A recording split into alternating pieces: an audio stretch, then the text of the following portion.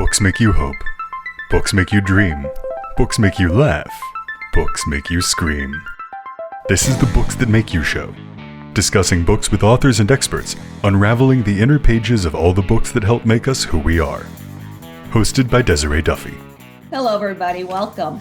It is time for the Books That Make You show, and I'm your host, Desiree Duffy. And today we're talking about books that make you overcome toxic emotions. We all feel them, don't we? Emotions that are toxic and they just drag us down.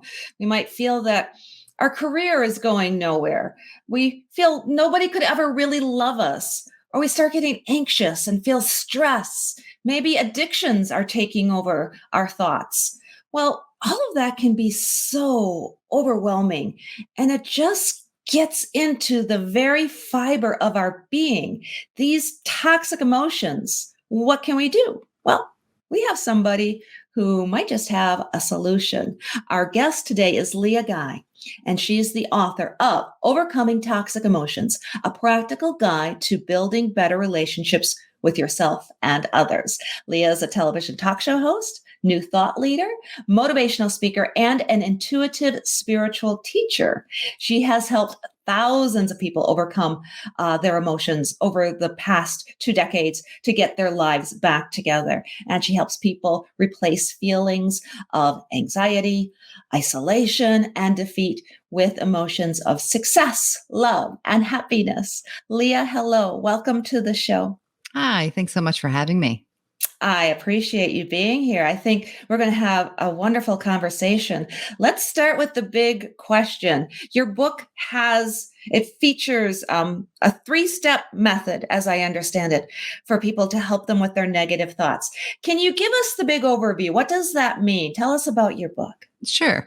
Well, with negative thoughts and difficult emotions, I think one of the reasons a lot of people don't know what to do, or I continually hear this phrase, I feel stuck, I feel blocked. And this sense of overwhelm is what keeps so many people from doing anything. We want to meditate our way out of it. We want to go to the right therapist or the right healer. We want to eat the right foods. We feel like we need to get up earlier, and all of these things on our self-care journey, especially if anyone follows social media these days. We're just bombarded with all these things that we should do. So I distilled a very simple 3-step plan that anyone can use in any situation, just to give them a guide of how to process the current moment and separate it from our past so that we can actually feel more in control and move into a space in our mind and in our experience and our reality that feels healthier. And so I talk about raising your vibrations as the end goal, because a lot of people are wanting to feel better that way. But it's not just about raising your vibrations. It's really about, as the subtitle of the book suggests, having better relationships with yourself and with other people. That's fascinating, and I've been researching and hearing a lot lately about how basically all matter in the universe is vibrations. That's what we are. And so when you talk about vibrations, it almost feels like, I feel like we're tuning forks. If we get in tune with the world, the environment, the universe, then we start feeling better. Yes, and to understand that everything has its own energy. So different parts of the world will have a different energy, different aspects, locations, people, plants, animals. Everyone has their own kind of energy field at large and then individually. So what's really important is for us to recognize how we're vibrating, how we're feeling, what's the frequency that we're emitting, and what we're attracting to ourselves. So a lot of people are very interested in the law of attraction. Well, this book and this process is based not on the law of attraction, but it is, in fact, the functionality of how we manifest and attract what we do in our lives. So it's really important that we understand, where am I on this scale of frequency? What is my vibration? What am I attuned to? Because that's what we're going to experience. Yeah. And I do want to talk to you a little bit about you being an intuitive spiritual teacher, because that interests me. But first, I really want to get down into the granular nuts and bolts of your book. And when you talk about recognizing our emotional imprints, is that what we're talking about? Can you explain that a bit? Yes, that's one of the first steps, to look at our lives almost like looking back at a story. And if we can witness the story from observer point of view, and we can recognize all of the things that impacted us, our relationships, how we were made to feel, the way people spoke to us, how we were nurtured, how we were validated and motivated, and all kinds of things, how we got our foundational needs met, all of that gives information to the psyche, the subconscious, and our energy field, our body and our emotional body at large, that has us create essentially a belief system about ourselves and how the world works.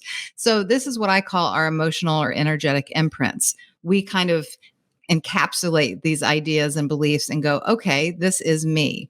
Well, that's not always the truth. It's the perceived truth at the time, but those are, it's information that we've gleaned from just the particular environment and people that we are around.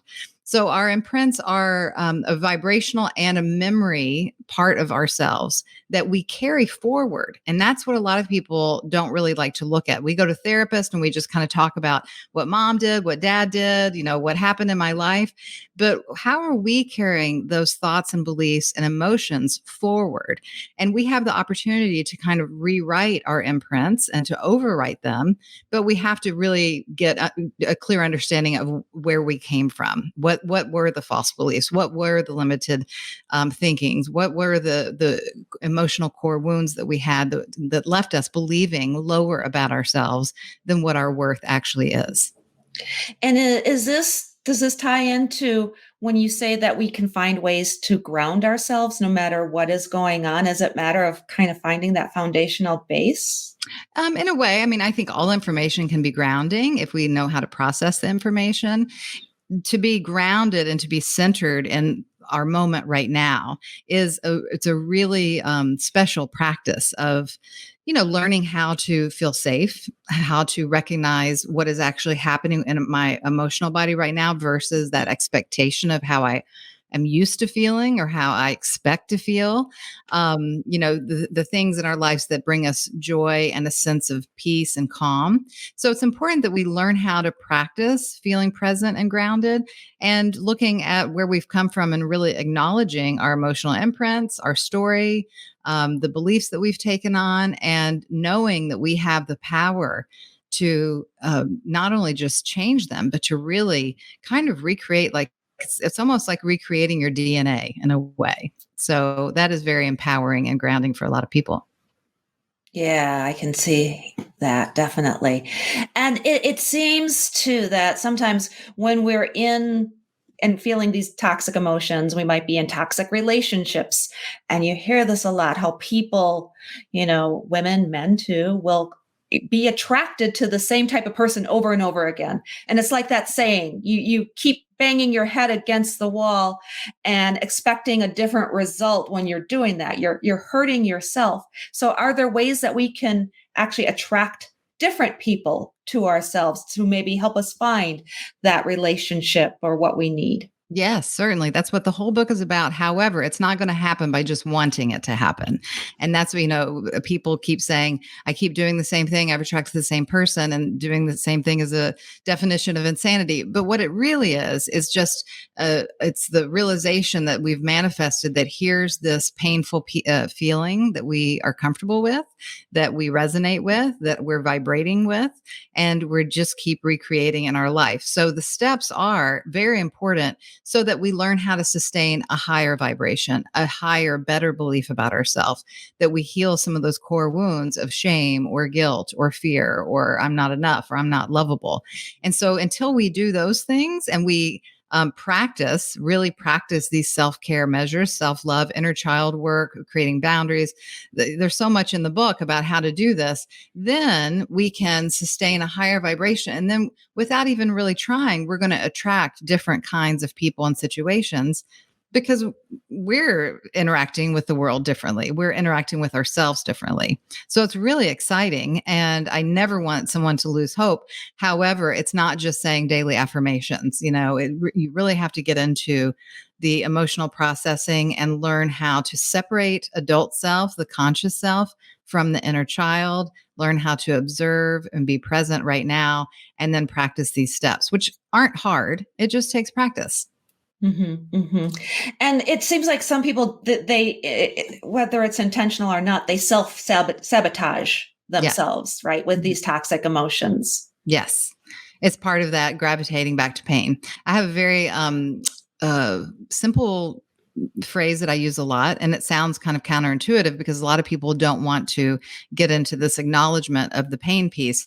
But it's important that we acknowledge this addiction, and it becomes like an addiction to feeling bad. And so the mantra I use a lot in my workshops and my work is, I'm addicted to feeling bad, but I'm committed to feeling better. And if we can even just get right there, a lot of people are resistant to being there. People go, I don't want to feel bad. That's not what I want. It's not what any of us want, but it's what we're magnetizing to because we've come from that pain. We have this lower belief about ourselves. We don't trust love. We have felt abandoned. We've been betrayed. Whatever's happened. And so if someone's not doing it to us, guess what? We're going to do it to ourselves. And so when we can step into the acknowledgement and say, you know what, this is very familiar, and I have what feels like an addiction to feeling bad. That's why I'm going to go and eat a whole bag of donuts. It's going to make me feel bad, and I know that, but I'm committed to feeling better. And that's the adult conscious mind coming in and saying, okay, we see it, we validate that, now let's do something about that, and then we move to the next step. It's a really important piece.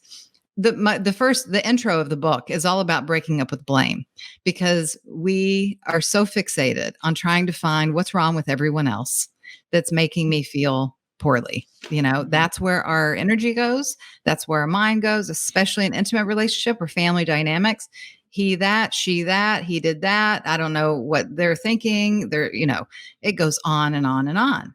If we take away everything that someone else is doing or has done and bring the focus onto, how do I feel? What am I doing for myself? And emitting that outwards, then the dynamic changes completely. And now we have an opportunity to change.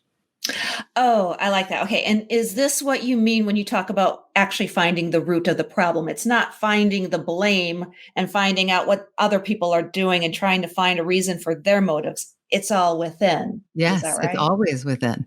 For example, if you're in a toxic relationship, which I've been in many, I know most people have been in them, we can exhaust ourselves trying to understand why the other person is doing what they're doing, why they're hurting us. We do everything to try to figure out what the problem is. But if we look at, why am I in this situation? What am I bringing to this situation? What am I getting from this?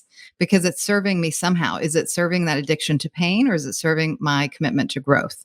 And what can I do to facilitate change towards the growth? And if we have resistance there and we just keep doing the same thing, then we're in a self-sabotaging behavior. That's clue number one. We're in a toxic pattern. It has, of course, the relationship's going to be toxic, but we can then bring it home and go, I'm in a toxic pattern.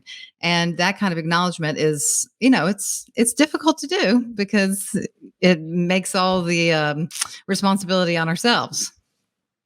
But that's being authentic and honest. And really, I feel like if we can just be honest with ourselves, then that's one of the paths to overcoming all of those toxic emotions. Yes. A lot of people aren't honest with themselves, though.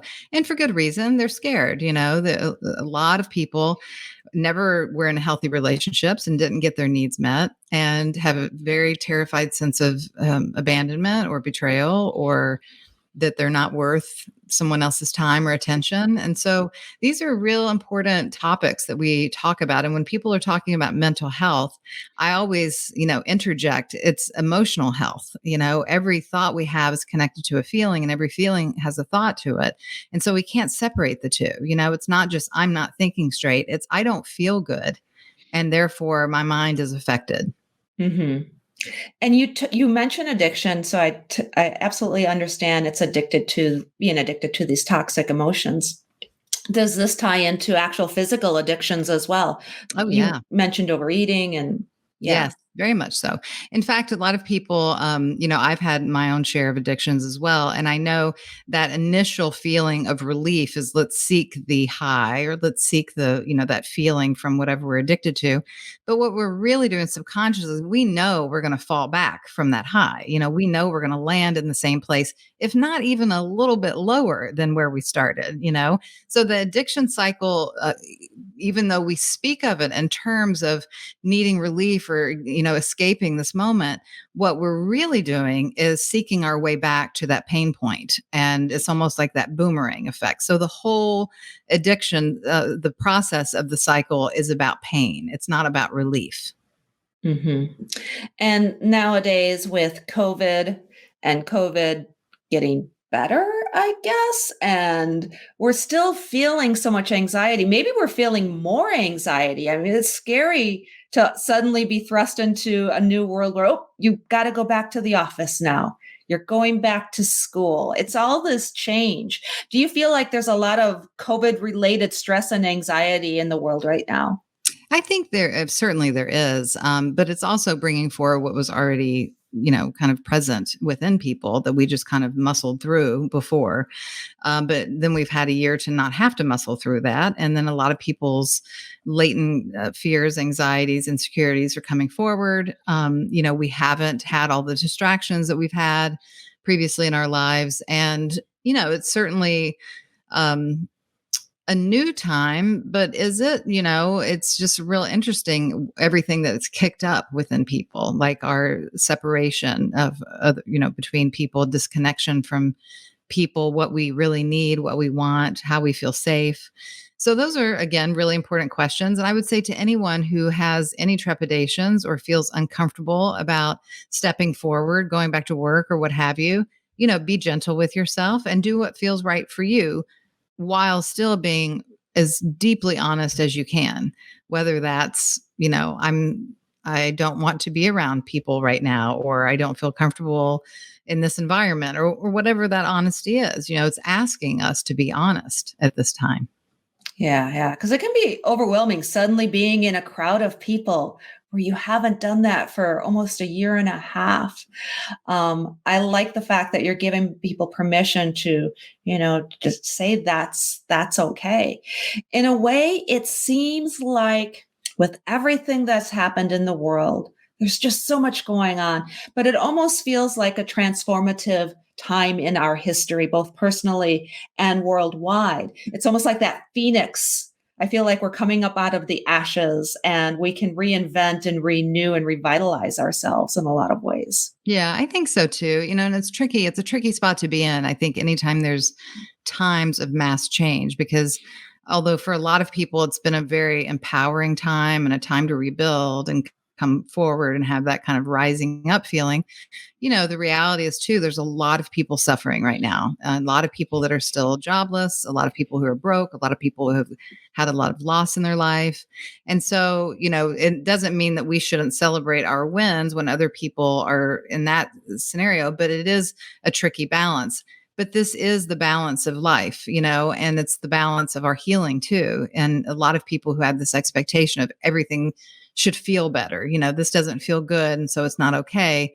And the people who kind of preach toxic, positivity of just making everything be positive all the time.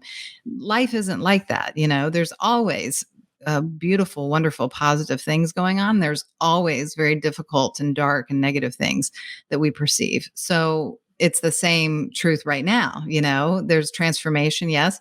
If we were perceptive as we are now every day before COVID, we would recognize there's always great transformation, but our perception right now is collective and we're all seeing it together. Whereas in the past, what's happening in Florida or what's happening in Iran may not have been visible, but it was still transforming. It's just we're witnessing it and celebrating it or fighting against it more collectively than we have. So yes, I agree. And then all that.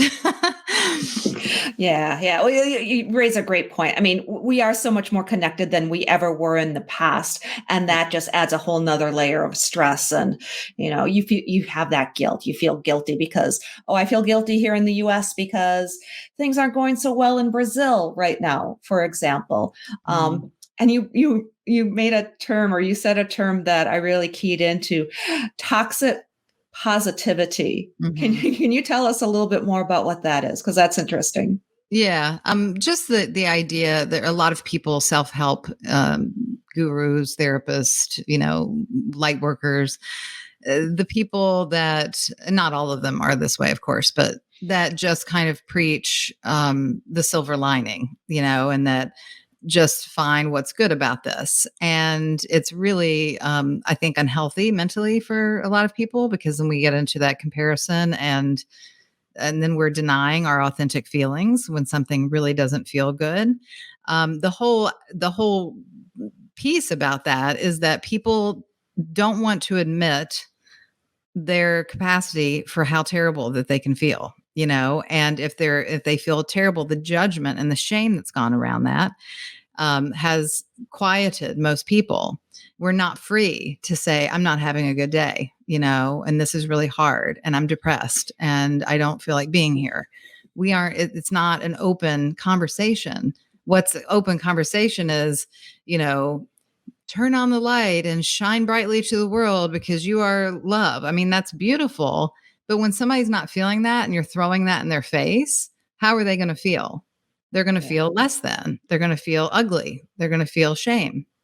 And so, my hope is that as more and more people come forward in the mental health world and the emotional healing world, that we can there have as much openness and honesty so that people can truly be how they are and let that be okay. And if it's okay, then we have an opportunity to actually help lift them up together instead of shaming them.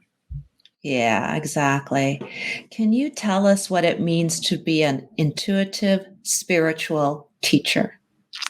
Yeah, it's different for everyone. The way I do my work is I am a deep listener, I guess is one way to say it. And I've started in body work years ago and energy healing, and just being open to information that I receive from the other side and from also just information around us in the universe. I think our minds are much more capable than what we give credit to. And we're so busy living in fear and trying to control things and have everything figured out that we don't listen to the information and the guidance that is truly there. So with my clients and my work on my Patreon channel, various things that I do, and my writing and everything that I try to, or that I do, I try to open myself to deliver the information as it comes. And I think it's important because otherwise, well, it's important for many reasons, but I, how do I want to say this? It's special in the sense that participating in the highest realm possible is special for all of us. But I don't think it's special in the sense of I can do something that you can't do. It's just a method that I've practiced and utilized, and I trust it, and it's very helpful with my clients. So I don't know if And is that it answered your question. yeah, I think it's fascinating. I mean, is this something then that people can do themselves? Can they practice deep listening? Is this possible? Yeah, definitely. I think everyone, just like everyone has intelligence, everyone has intuition, everyone has creativity, everyone has we all have available to us all the things. It's really though what's in the way in between me and that part of me, and the challenging part is removing the obstacles that are in the way. And a lot of times those obstacles are the toxic emotions I talk about in the book, the shame, the I don't believe this, I don't trust, I'm afraid, I don't understand, whatever the conversation is that is in the way of receiving information and then sharing that. It's very vulnerable. Like when I do a reading for a person, because I have no idea what I'm saying, I just am sharing the information. And that information for that person, though, is very important, and it is often a link to them for a decision or something going on in their life, or help them heal something that had gone on. To me, it makes no sense. So to be able to listen and to hear and to trust what that is and share that requires a vulnerability and a trust within yourself and with all living beings that are amongst you, to be able to deliver that. So if people are interested in that, they can certainly practice. I went to a school actually about channeling and meditation and mind body connection, and I practiced there a lot. But I had experience when I was a young child, since I was a young child with this. So. Oh, that's fascinating. And so people can, if they want to get a reading from you, that's something that they can go to your website and get more information about that. Is that how that works? Potentially, yes. I'm actually not taking new clients right now, but I do have networks online on Patreon. I'm on Insight Timer. I have courses and so forth, and I lead retreats and workshops. So right now, those are the focal points. Oh, fabulous, fabulous. So let's talk a little bit more about the writing in the book. Tell us again, if you don't mind, give us the name of the book and tell us where people can find it, and let us know, I don't know, is there a book 2, or do you have anything else in the works in the future? Okay. The name of the book is Overcoming Toxic Emotions. It's a practical guide to building better relationships with yourself and others. And it's available anywhere books are sold. It's also on Audible. Will there be another book in the future? I don't know, because that's what I kind of mean about, I've written 2 other books, and none of them I had outlined or charted. It was very clear when the books were meant to come, what the topics were, and how to birth them. And if that happens again for a follow-up, then I'll certainly do that. But my main passion right now is helping people to do the work. So that's why I say the workshops, the retreats, the groups, those are very important to me. I don't call myself a writer, even though I'm an author of 3 books. That's not my forte in particular. It's not what I enjoy that, as much as teaching and inspiring others and helping people come to their own realizations and so forth. So I like to do that in person or in the media and in groups. Yeah. Excellent. Excellent. And people can find the book. It's in bookstores, Amazon, Barnes and Noble, all of the everywhere usual books places. Are sold, and Audible. Yep. And you can find more about me on my website, leahguy.com. Social media, my handle is Leah Guy Live. It's LEAHGUY Live. And as I mentioned, if you Google, there's a lot of different pages that'll pop up. Oh, excellent. Leah Guy, thank you so much for joining us today. I'm going to go check out some of those retreats and workshops that you are talking about, because that sounds so exciting. Thank you for being with us today. I appreciate it. Thank you. Yeah, thanks for having me on. And thank you, everybody, for being with us today on the Books That Make You show. Here with us today. We appreciate it. Please join us on our website. It is booksthatmakeyou.com. And you can also follow us on social media.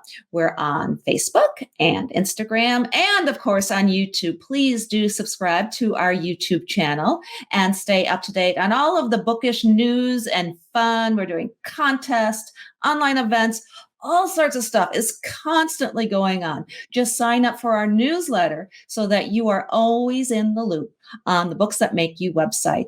Until next time, all of my book buddies, please enjoy all of the books that make you exactly who you are. The executive producer for Books That Make You is Desiree Duffy. Produced and sound mastered by Phil Giangrande. Engineering by Dave Nabox. Social media and promotion by Bree Sweeter. For more, visit booksthatmakeyou.com.